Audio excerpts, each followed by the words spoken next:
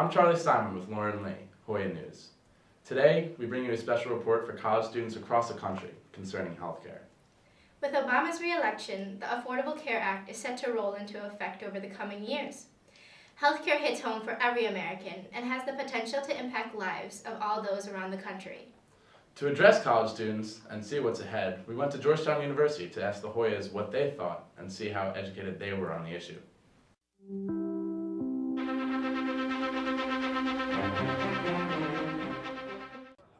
Well, I think positive, more people having healthcare. Everybody's required to have healthcare, which is a good thing. And but negative, you hear all the talks about the budget and how it's kind of spiraling out of control. So clearly, that's going to have a negative impact there because, how are we going to pay for this really? So, I don't really know a lot about Obamacare, but I think that it does give more opportunities for people to get healthcare, which is good.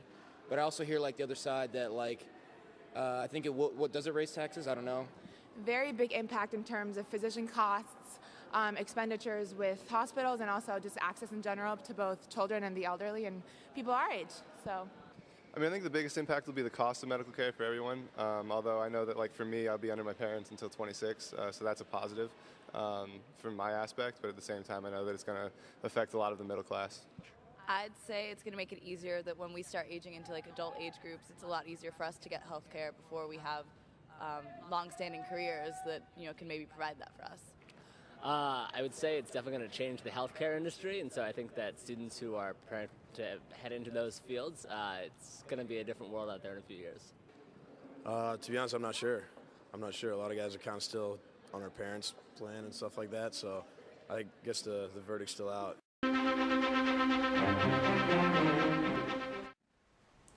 As we can see from the students' perspective, there seem to be many conflicting views on healthcare reform. Luckily, I was able to sit down with Tim Westmoreland, a professor at Georgetown Law School with extensive experience in healthcare policy. Tim says that healthcare as it stands before reform is based on your employer, so the biggest changes will come to those with small employer plans.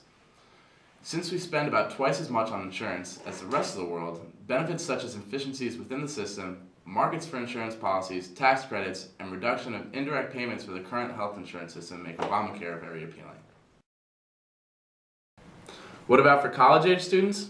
Well, Tim mentioned for one, you can stay on your parents' plan until you're 26. In addition, there is a provision that you can't be turned away for pre-existing conditions, and new health insurance policies include preventive services for free.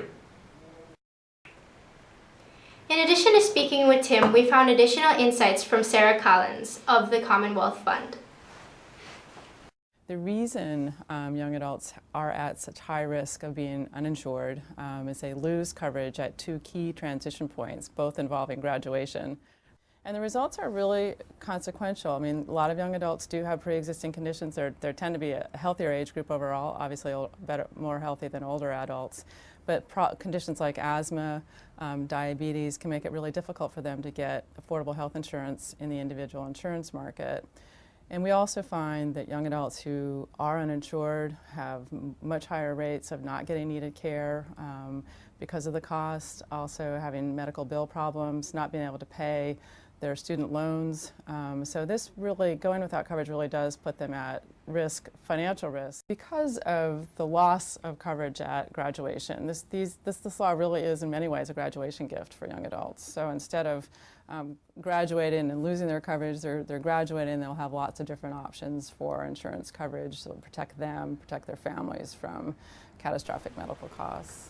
So we spoke to the Hoyas. And we spoke to the experts. And here's the bottom line. Now there's an option for you to stay on your parents' health insurance plan until the age of 26. Starting in 2014, you can shop for health insurance in a new marketplace called Affordable Insurance Exchanges. You cannot be denied health insurance based on pre-existing conditions or family history, such as asthma and diabetes. You are eligible for free preventive services such as screenings on all new health insurance plans. Healthcare reform is a real concern for everyone, and we've given you what you need to know about it. So from all of us at Hoya News, we would like to wish you a happy and healthy holiday season. That's good. Yeah. It was.